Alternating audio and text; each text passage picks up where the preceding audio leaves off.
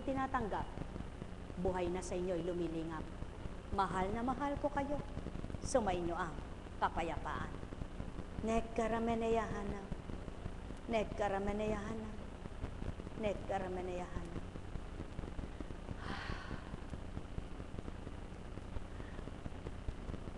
Hindi lamang sa tinapay nabubuhay ang nilalang, kundi sa banal na salita na nagbibigay buhay. Anong ibig ituran at iulat? Bakit gayon ang sinambit? Mabusog man ang tiyan mo sa lahat ng kakainin mong tinapay sa buhay mo, wala pa rin kasi yan ang kaluluwa mo kung di mo bubusugin sa aral at salita ko. Sapagkat ito ang pagkain ng inyong kaluluwa na magiging pagkain ng isip at damdamin ng tao upang matupad maganap ang marapat na mabuti sa lahat. Mahal na mahal ko kayo. Sino ang mag-uulat ng ganito? Si Kunching? Katapang mo naman, Constancia. Katalino mo naman, Constancia. Kayabang mo naman, Constancia. Kung mabibigkas mo ito, maaring sambitin nyo tao. Subalit, hindi nga kayang gawin ito ni Constancia. Kaya, ang kasama niya ay kasama nyo. Ang tinanggap niya ay matatanggap nyo. Ang magbabahagi sa inyo ay nagbahagi na sa kanya, at ang binahagi sa kanya ay pinamamahagi sa inyo. Sa makatwid, patay ba ang Diyos nyo?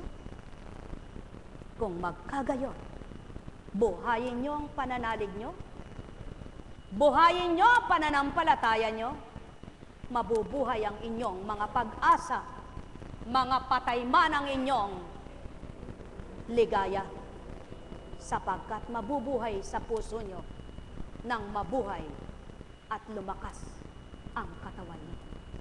Mahal na mahal ko kayo. Tuwiran kong tinuturan. Mahal na mahal ko kayo. Paano mabibigkas ng isang taong hindi pinag-aralan ito? At paano niya matatandaan lahat ng tinuran ko? Kahit ngayong oras na ito, ipaalala nyo kay Constancia at pag-aralan niyang lahat ito, hindi niya matatandaan bilang tao. Maging kayo man, subukan nyo kung mawiwika nyo ito. Sumayin kapayapaan. Mahal na mahal ko kayo. Patotoo lamang na ang tinatawagan nyo'y hindi patay, subalit espiritu lamang na sa inyo'y tutupad, gagabay. Patnubayan kayo, mga mahal ko. Nekkarameneyahanam, nekkarameneyahanam. At kung ang paratang naman ninyo, inaalihan siya ng demonyo, sinong magtuturo ng mabuting demonyo? Sino ang mangangaral ng demonyong mabuti? Ang iaaral sa inyo para tumupad at maligtas kayo sa makatwid.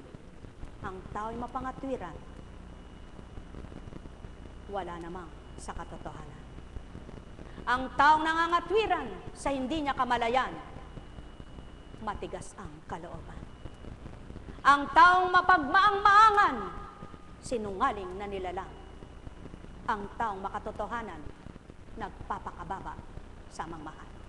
Nekkarameneyahanam, nekkarameneyahanam, nekkarameneyahanam. Yamang nabigkas mo, Ama ko, ang marapat sa kanila. Tigibin mo ng pangunawa ang marapat na tumanggap. Doon ang minulat mo'y matutupad. Ikaw ay naglahad. Ang taong bulag ay di nakakita. Ikaw ay nangusap. Ang taong bingi ay di nakarinig.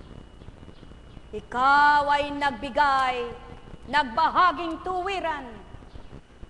Ang taong patay ay di nakadama. Sapagkat ikaw ay Diyos ng mga buhay at di ng mga patay. Nekkarameneyahanam, nekkarameneyahanam, Nagkaramaniyahan. Mapapalad ang tigib ng galak sapagkat hindi tao ang tinanggap, kaya nakalak ang kalooban niyang taglay. Nagkaramaniyahan na. Nagkaramaniyahan na. Nagkaramaniyahan na.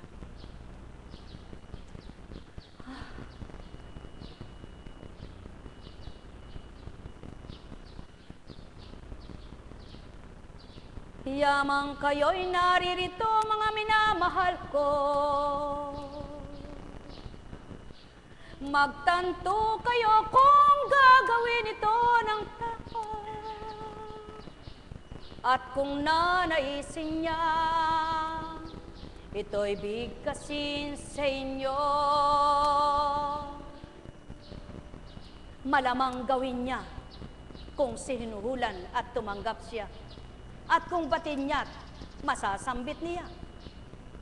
Subalit paano kung magmamayabang siya nang dahil kumikita siya? At nang ibuka na ang labi niya'y pininit ko't walang nasabi siya, di kaya murahin siya nang nagsuhol sa kanya? O mga mahal ko, magnilay kayo. Kayo'y may sentido kumon at matatalino. Mawawawa niyo ang talinong panglupa kung panlupa ang talino niyo. Mawawawa niyo ang katalinuhang pang-espiritu na mula sa Ama ko at Ama ninyo kung ang Espiritu Santo'y sumasa inyo. Subalit maglalaban sa isip at damdamin niyo ang mga tinuran ko kung dalawang espiritu ang sumasa inyo. Sumayin niyo ang kapayapaan, pagharian kayo. Maliwanag ang katotohanan. Ang may pandinig ay nakarinig.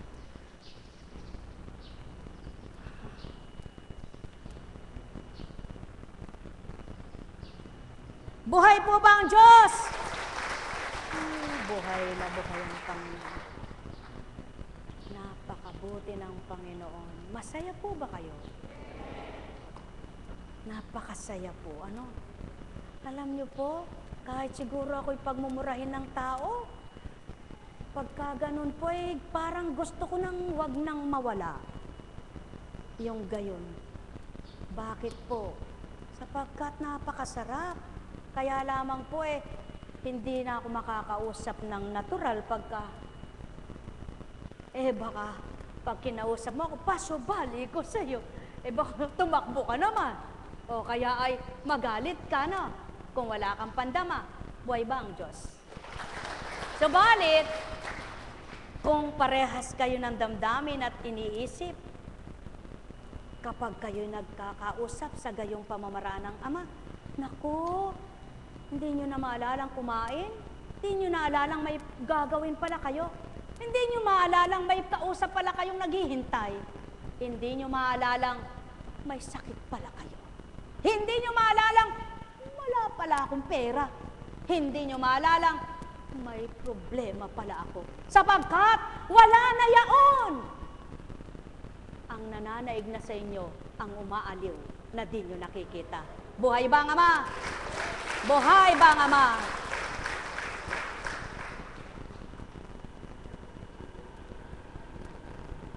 Sumayin niyo ang kapayapaan, wika nga ng Kristo bilang tao. Sumaatin ang kapayapaan.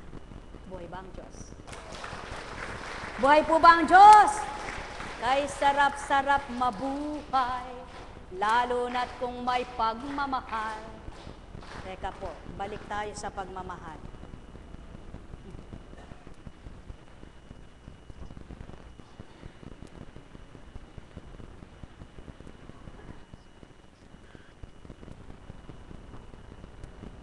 Mahal mo ba ang asawa mo? Minahal ka ba nito? Kung mahal ka't minahal ka niya, ang damdamin nyo ay mula sa Ama.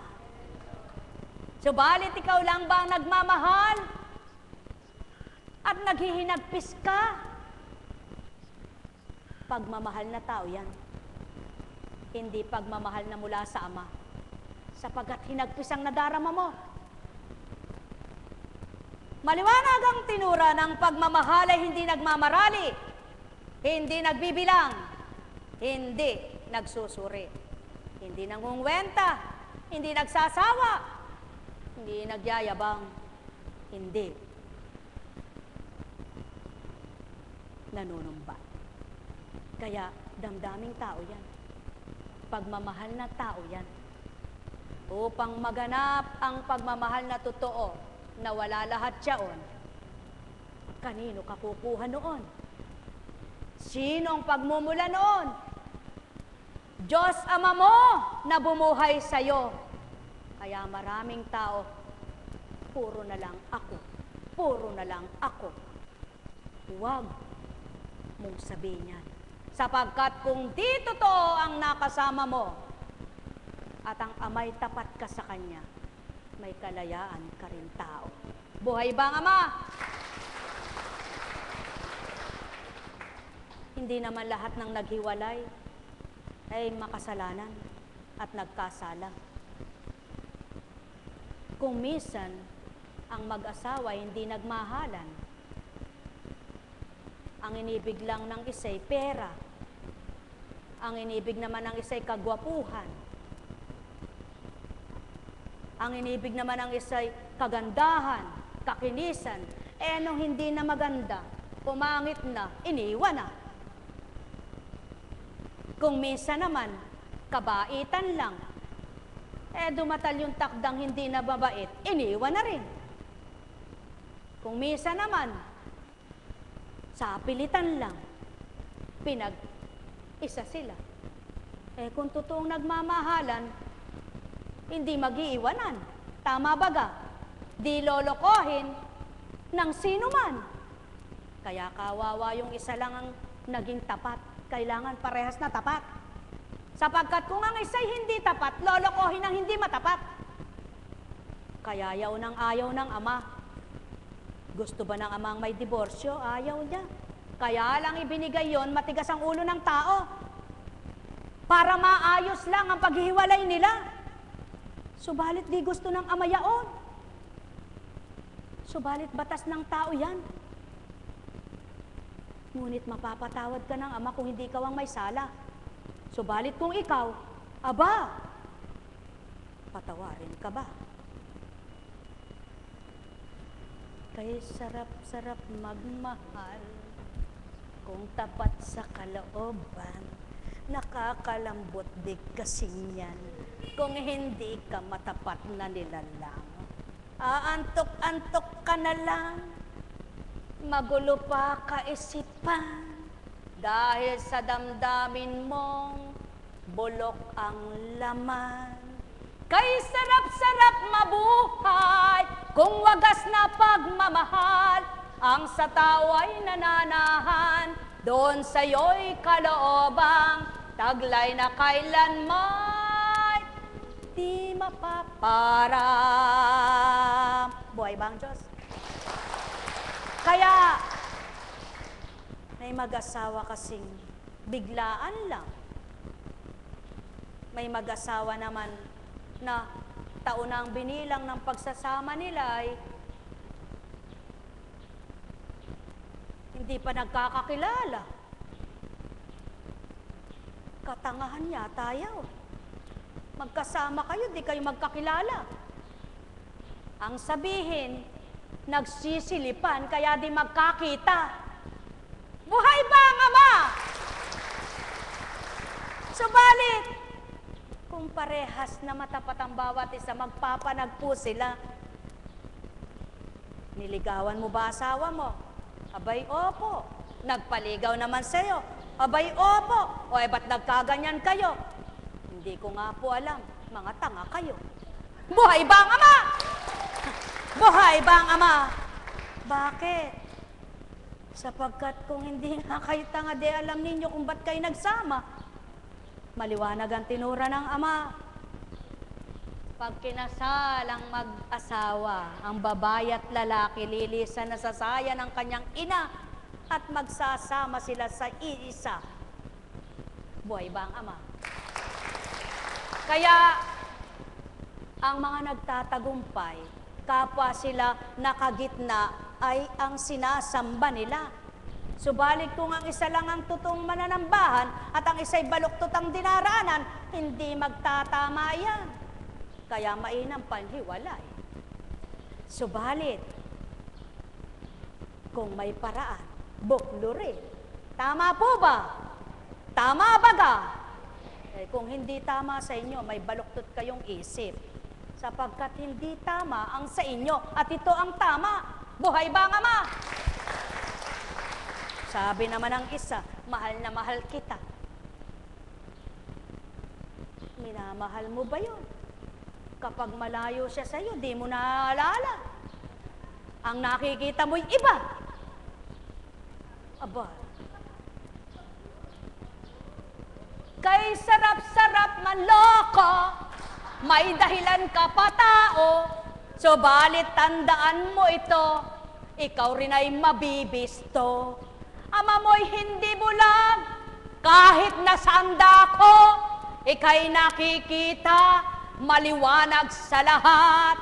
Kay sarap-sarap mabuhay, kung mayroong katapatan, puso mo'y magiging maliw sa lahat ng kabutihan. Buhay ba nga, Ma?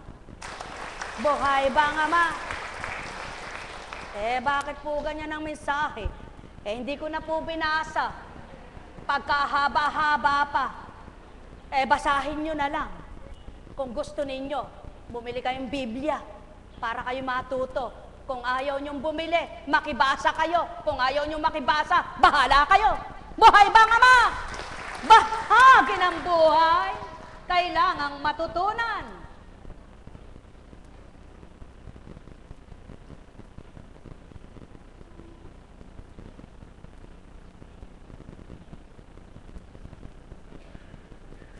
Ano ang mga nagtitibay na mag-asawa?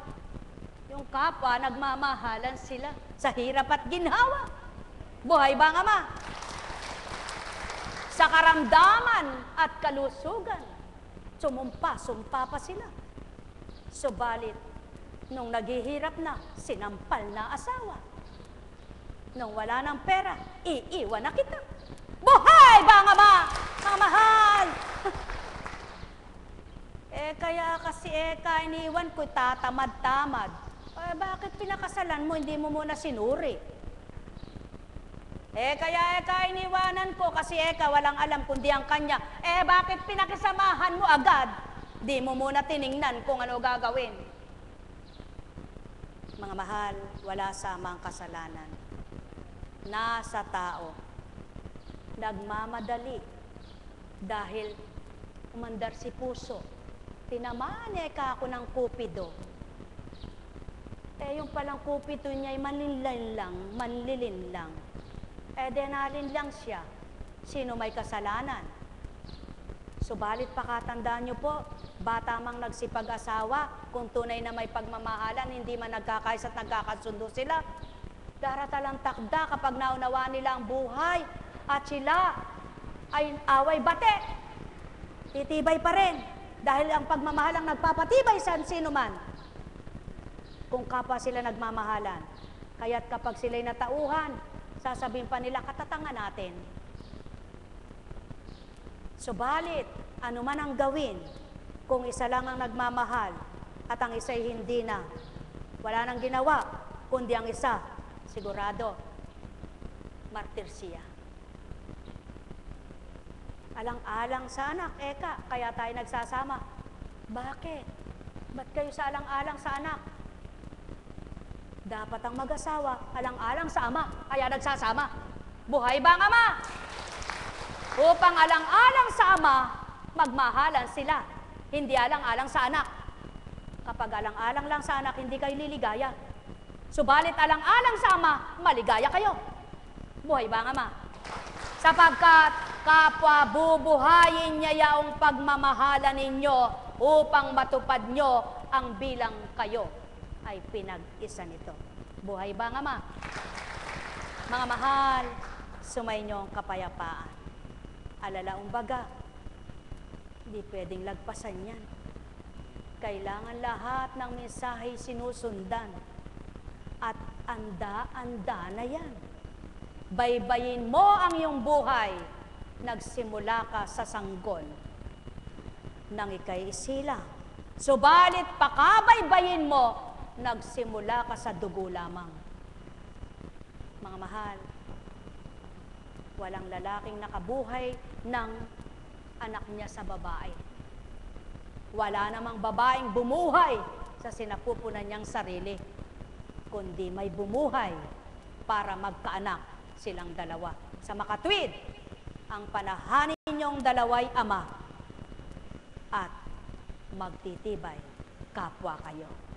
Sumainyo ang kapayapaan, pagharian kayo. Anong silbi ng pinakikita nyo lamang sa mga anak nyo, kayo masaya? Anong silbi na pinakikita nyo sa inyong mga anak na kayo nagsasama? Subalit, tigib ng pait ang inyong nararamdaman. Hanapin nyo ang ama, kilalanin nyo siya, kapwa magmamahalan kayong dalawa ng matapat. Pagkatapos ng inyong pagsasama dito sa lupa, hindi na kayo mag-asawa sa kabilang buhay. Kaya samantalahin habang naririto, dito mo lang sila asawa. Sabi ng tao, hindi sila dapat, kundi dito mo lang siya asawa. Buhay bang ama? Sumainyo ang kapayapaan, pagharian kayong lubos. Kaya ang pagmamahal ang pinakamahigit sa lahat. Kaya mapapalad ang nakatagpo ng tapat na kasuyo. At kapwa naging matapat sila. Kaya kapag gayon ang natagpuan mo, magtapatan kayo nang parehas kayong lumigaya. Sumainyo ang kapayapaan, pagharian kayo, mga mahal ko. Nekkarameneyahanan. Nekkarameneyahanan. Nekkarameneyahanan. Buhay bang ama? Buhay bang ama? Buhay ba ama? Talagang buhay. Naangking ko na ama, biyaya ko'y maligaya, kakamting. Kumusta ka na? Tumayo ka nga. Aba, pag nagtiwala kang lubos, maaampat ang iyong manas. Buhay bang ama? Aba, biyaya pala ito. Wow, happy birthday to you. Kanino ba ito galing? Kaya sa'yo ako nakatingin. Buhay bang ama? Happy birthday to you. Happy birthday to you. Happy birthday, happy birthday. Happy birthday to you. Sa totoo lang po, bilang tao, naiya ako minsan sa mga alagad ko. Para bang sinasadya. Alam niyo po, nung birthday nung aking isang alagad na, nung nasa loob na ako, Cecil, Diyos ko, kaya naman kay kapatid na Lando, hindi ko nabati. Bakit kaya ganon? Meron ka akong hindi pinapaalala sa akin. Hindi ko po sinasadya yun, patawad. Kaya po minsan ayoko nang bumabati eh. Baka hindi ko mabati lahat eh. Kaya lang ay parang, mapipigil ko po ba yung pagdumatan? Ano? Kaya nawa po, maunawaan nyo kalagayan ko. Ano po? Hindi po ako namimili. Ba't ko naman po pipiliin siya? Hindi naman niya ako niregaluhan para pag-awitan ko. Si kapatid na Lando pinakain ako ng spaghetti, tsaka hindi ko naawitan. Buhay po ba ang Diyos? Nako, pinakikita lang ng Panginoon, wala sa bagay yan. Nasa pagmamahal. Ngayon, nalimutan ka man, pero nasa puso mo, naalala mo pa rin siya. Yun lang yon. Buhay bang ama? Alam kong may magagawa. Kala nyo, istorya lang. May mensahe lahat siya. Ang ama, alam kong may magagawa ang ama, pagkat winika niya Magtiwala ka, lubos anak, at manalig na makalis ka na. Kaya di kita sinagot eh. Maghintay ka lamang. Lagi, nalihis na tayo sa istorya. Alam kong may magagawa. Ang ama yan, nawala na pati yung sa organ. Alam kong may magagawa. Ang ama.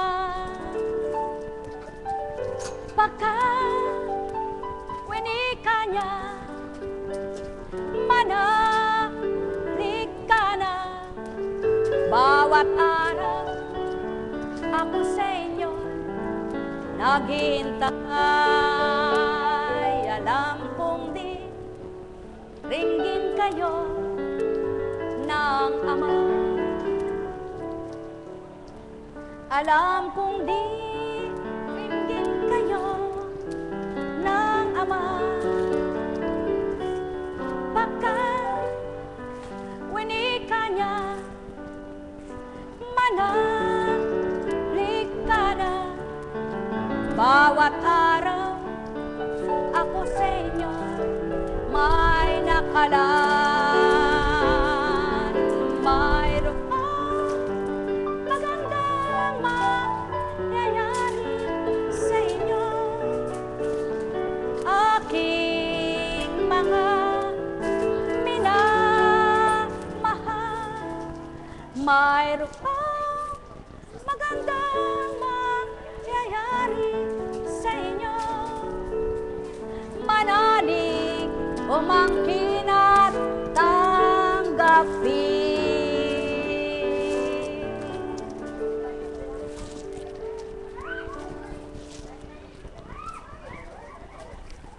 Buhay po ba ang Diyos? Buhay nga po ba ang Diyos? Napakabuti ng Ama. Dakilang walang kapantay. Kumusta na?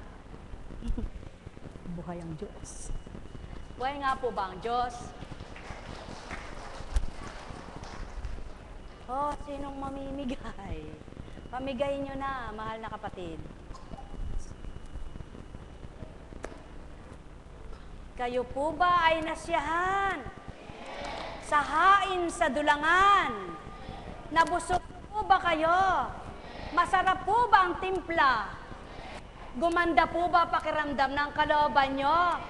Eh kung ganun po, matamis ang tinikman nyo. Buhay ba ang Ama? Naging maliwalas po ba sa isip nyo?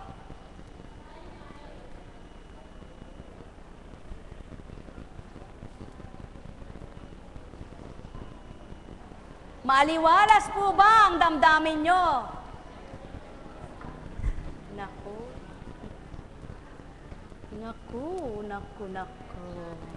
Purihin ng Ama. Dapat, alam nyo po, dapat magsigaling kayong lahat eh. Ano po? Eh kapag dinudulog kayo eh, Panginoon, pagalingin mo pong lahat sila. Hindi na po sasabihin sa inyo kung anong oras nananalangin, kung paano kayo dinudulog. Kaya pag mayroong hindi nakikinabang ay nakakaawa po. Ano po? Nawa po ay matutunan ninyo ang totoong kalooban ng ating Panginoon. Kapag po naramdaman nyo siya, sigurado po magiging masaya na kayo. Sigurado po magiging payapa na kayo. Totoo po yan. Noong panahon na hindi ako ganito, akala ko ang kasiyahan ng tao'y pera. Na kapag may pera ka, ay maligaya ka. Kaya ayaw kong mawala ng pera nang magkaanak na ako. Kaya kahit ano naman pipilitin mong gagawin, kahit hirap na ang katawan mo para magkapera ka, para sa mga mahal na anak mo. Pag-iisahin ninyo ang inyong mga pangarap bilang mag-asawa kayo. Hahanapin ninyo ang kaparaanan ninyo na magagawang mag-asawa para kayo'y magkasama na magmahal sa mga anak nyo. Subalit, pag pala ang Diyos ang nasumpungan mo, hahanapin mo ang katwiran niya para lumigaya ka at pati kapwa mo. Buhay ba ang Diyos? Masaya po ba ang buhay?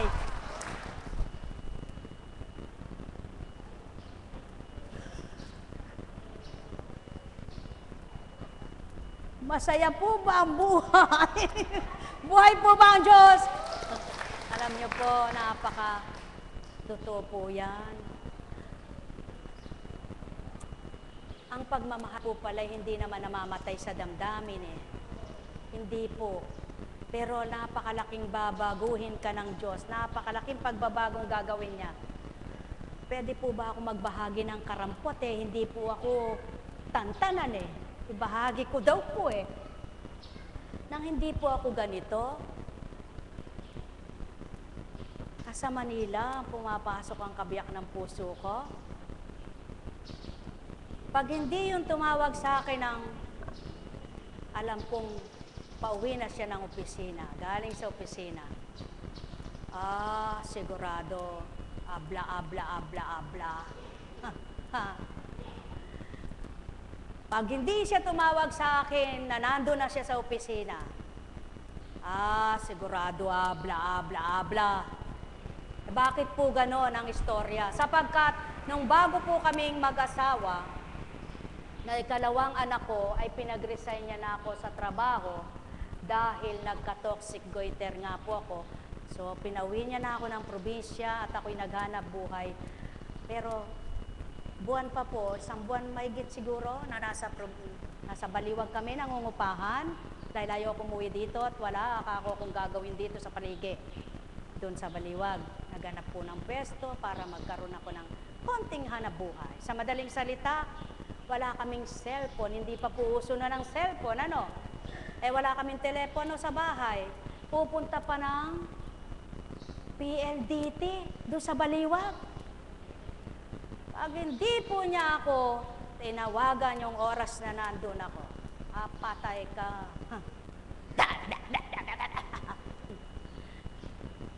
Totoo po yan. At nang magkaroon na ng cellphone, may inuupahan naman po siya sa Manila. Malis na ng boarding house kasi nagtitipid kami. Nagsimula po kami na, huwag kang alis dyan sa boarding house na yan, tinupahan natin at mababa ang bayad dyan. Siyempre po, pag-usapan nyo kung paano kayo kikita, kung paano kayo makakaipon ng kaunti, ano? Hanggang sa paunti-unti, nakakaipon ng konti-konti, pwede ka nang magbayad ng maliit na apartment. Ganun po ang storya. Pag, halimbawa po, ang usapan uwi siya ng ganung araw, sabi niya, sabi ko kasi, para makatipid tayo, isang beses ka na lang umuwi. Sabi ko, bakit teka? Baliwag po, hanggang Manila. Hindi makatiis, uwi ng 2 beses. Alis mo lang ka ako, dito ka na naman. Pero, kunwari lang yun, ano po? Ganun tayo kasi nungaling sa unang buhay natin. Kunwari lang yun. Pero huwag ka, pag hindi nga siya umuwi, dadakdakan, tak. Yun po, ganun po ang buhay natin. Ano? Nang mauso na yung cellphone, kahit sa antena, dito na po, nabago na takbo. Dito na po ako, naghahanap buhay noon dito. Kasi pag ginimpasize ko po buong-buo, napakahaba, di tayo makakauwi. Shortcut na lang po, ano? Nung nandito na po, may antena, cellphone. Pagdating po na umaga, nakabantay na ako doon sa cellphone. Pag hindi siya tumawag, bago pumasok ng opisina, abla. Sigurado, dial na ako. Kaya po ang binabayaran ko noon sa bill. Reklamo ka reklamo, tawag ka naman tawag, bakit naman ba katawag ka ng tawag, di mo ako itayo sa opisina para ako tumawag, libre pa tayo, ba't di ka ganon. Mga kapatid, mga minamahal na magulang bilang tao, at nang pauso na nga po ang cellphone na yan at nag-aaral na yung mga anak ko sa Manila. Pag umalis sila ng kahahatid pa lang ng papa nila, nasa biyahe pa sila. Nandiyan na po yung tawag. Nasaan na kayo? Pag nag-text po ako, di sumagot, tawag na. Nasaan na kayo? mga pasensya na po. Hindi. Itapon nyo na yung mga cellphone na yan. Pag umuwi kayo kakot, hindi ko pinagpupukpok sa inyo yan. Ganyan po. Naku, patawarin. Karumal-dumal na pag-ugali. Nakakahiya po, ano? Kaya po kung kilala mo ang Panginoon, sinungaling ka. Pag sinasabi mo nagbago ka, hindi pala. Nakakahiya po, ano? Sa madaling salita, ito po. Bakit ganon? Sapagkat napakarami mong takot. Napakarami mong alalahanin, guni-guni, na nakakamatay ng pag-iisip mong mabuti. Kapag hindi sumagot, paano na kaya sila? Lahat ng cellphone nila, dadayal mo, hindi lahat sumasagot. Paano na kaya sila? Ganun po. Mga pasensya na po, naka-silent. Sabi naman ng papa nila, kasi ako'y papunta na ng opisina, nagdidrive ako, hindi ako makasagot. Kadali mo, kuhanin niya ako at sumagot ka. Kasi nga, hindi ako tumatanggap ng katwiran. Mga mahal na kapatid,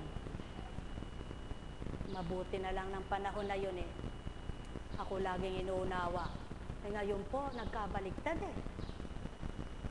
Si kapatid po, kasarap pokpokin.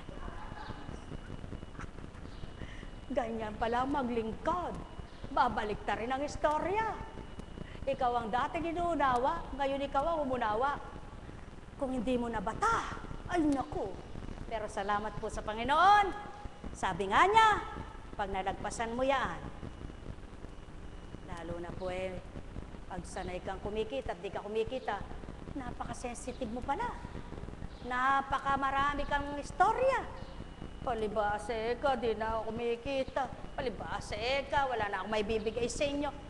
Puro palibasa, wala namang katotohanan ninyo. Parang katangisip.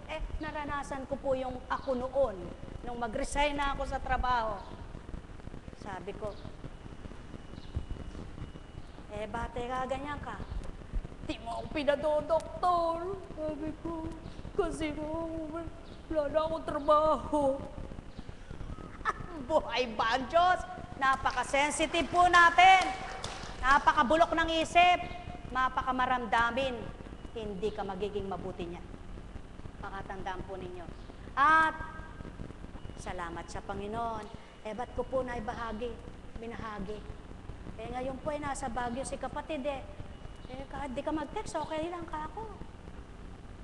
Nainip na ka ako. Gusto ko na umuwi. Wag mo na, magpasarap ka dyan. Buhay po ba ang Diyos? Ganun po. Sapagkat patag ka. Dahil nalilibang ka sa paglilingkod mo sa Diyos. Wala yung duming isip, maruming isip baga.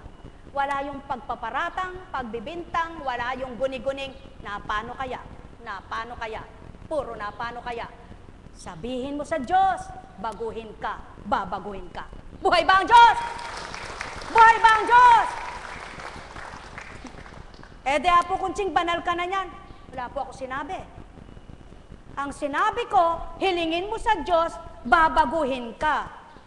Subalit, tanging siya lamang po ang nakakaalam kung sino ako ngayon at noon. Kaya lamang po, mahirap namang magyabang at magsinungaling sa harapan ng Diyos. Kaya pag sinabi mo, kailangan ginagawa mo. Mahirap yung sinasabi mo para lang akitin mo yung tao, kaya naman ay maniwala sa'yo, o kaya naman ay hangaan ka. Hindi ko naman po kailangan hangaan nyo ako. At di ko po kailangan mang-akit sa kanyo, dahil hindi naman po ako manggagamot, Bisaya na, manggagamot sa inyo. At lalong hindi rin ako ang magpapagaling sa inyo. Tama po ba? Totoo po ba yon? Kaya ang kailangan po natin sa bawat isa ay magpakatotoo. Yan nga po, yung kapitbahay ko na yan. Sa unang ugali ko. Tsahin ko po yan Aba, anong tsahin? Anong chinichis mo? Sisitahin ko yan. Bahala ako, ba't kakanyanan mo? Kudara mo ko, nanungin Buhay ba ang Diyos? Ba't ako? Nga pampangan niya. Ngayon pa, mahal na mahal ko yan. Ano ba, Diyos ko? Dalahira ka nga ako. Ano, Diyos ko? Kamwa na. Ba't nadara mo ko, kakanyanan mo ko? Sabi, Eh, bakit pinako? Ba't ako sinabi mo, italiw naman. Diyos ko, mapangatwiran ng tao, ano? Ano pa? Eh, ako pa naman po, basta nasa katwiran ako, eh, talagang ipipilit ko yung sa akin. Kahit na sino ka ba, eh, basta, nasa katwiran ako. Alam ko kasi yung ginawa ko, hindi eh. Tama po ba? Eh, pero pag nasa Panginoon ka pala, kahit nasa tama ka, eh, babayaan mo siya kahit anong gusto niya. Buhay po ba ang Diyos? Eh, ano ba? Nasa tama ka nga, ayaw naman niyang makinig. Eh, di bahala siya. Buhay po ba ang Diyos? Eh, kesa naman makipag-away ka sa Kanya, magtalo pa kayo. Eh, de inaakay ka ng tukso para makalit ka sa Kanya. Eh, sinunod mo siya. Ba, hindi ka na si Apo Kunching, si Kunching ka na. Ha? Buhay ba ang Diyos? Buhay ba ang Diyos? Mga mahal! Yan po ang pawang totoo. Nakita ko si kapatid na Maria. Sabi ni kapatid na Maria, bayo ka na, mami, marakal ka pa nga na misa nga na. Bago daw magbigay, marami pang misa. Ay, Diyos ko. Hindi pala maganda yun. Oo nga naman, ano? Binigyan mo nga, sumama pa ang loob, eh, hindi ka pa sasalamatan. Galit eh. Pero kung binigay mo bukal sa kalooban mo, eh, iba-iba nga po katwiran ng tao. Ikaw sa iyong katwiran, kaya mo sinabi yun, tinutuwid mo lang, inuulat mo yung ganito, pero may kasamang panunumbat eh. Puro na lang ako, napapagod na ako, eh, hindi rin totoo yun. Kaya, ganun po ba kayo? Naku, magbago na kayo. Buhay po ba ang Diyos? Buhay po ba ang Diyos? Hindi na maganda yun. Eh, kaya nung matutunan kapwa, sabi niya, eh, noon, ate-ate kami, ate, ngayon, yala ng ate, pero bakit mabibiyaya, no? Oh, may biyaya ka sarili ng Diyos. Buhay po ba ang Diyos? Ano po ibig sabihin nun? Kasi ang tao, pag may inaasahan at sinasandigan, hindi kikilos. Asahan mo ang Diyos. Hindi yung tao. Sigurado pagagalawin ka. Sigurado tutulungan ka. Sigurado bibigyan ka ng paraan niya at kaparaanan niya. Hindi ang paraan ng inaasahan mong tao. Buhay ba ang Ama? Buhay ba ang Ama? Sapagkat ang Ama ay maraming kaparaanan. Pinagsawaan ka ni Juan, si Pedro darating. Pinagsawaan ka ni Maria, si Marta darating. Nagalit sa iyo si Petra, darating ang maraming Petra para mahalin ka. Buhay ba ang Ama? Mga mahal, ganyan kabuti ang Panginoon sapagkat siya'y Diyos na walang hanggan. Paano mo naman mapapatotohanan kung magaling ka magsalita, kulang ka sa gawa? Kailangan muna magsalita ka kung tapos mo ng ginawa. Buhay ba ang Ama? Kaya nga sa mga politiko, maraming pangako, napapako. Eh, hindi ka naman politiko. Ang Diyos ang kinikilala mo at pinangangalandakan mo, eh, deto pa rin mo muna bago ka. Magsabing, magbago ka, hindi ka naman nagbabago. Buhay ba ang Diyos? Kaya gawin mo, bago ka mangaral, aralan mo sarili mo. Bago ka mag-akay, kailangan nakikita mo yung dadaanan mo. Baka nag-aakay ka, ikaw rin, di mo alam ang patutunguhan ninyo. Eh, paano kayo? Dalawa. Magandang umaga po. Patnubayan kayo ng Ama. Buhay ba ang Diyos? Buhay ba ang Diyos? Sa pangalan ng Diyos, Ama, Diyos, Anak, Diyos, Espiritu Santo, walang taong mabuti sa mulat-mula pa ng pagkatao. Subalit, maaring magbago ang lahat ng di mabuting tao kapag nakipagtotoo sa Diyos na totoo sa buhay ng tao. Kaya sa inyong lahat ang pagpapalay kamtin nyo, ang mahiwagang gawa ng Amay asahan nyo, ang kapangyarihan niya ang sa tuwin ay huwag mawawalay sa buhay nyo at isipan, ay patuloy niyong panaligang may magagawa siya sa inyo. Ang kanyang kadakilaan ay buhay na buhay, kaya manalig at tumasa kayo sa gagawin niya sa bawat araw sa inyo. Mga mahal, sumainyo ang kapayapaan at pagpapalang walang hanggan mula sa dakilang lumalang.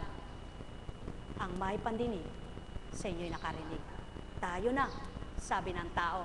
Wika ng Espiritu, humayo kayong may galak na totoo.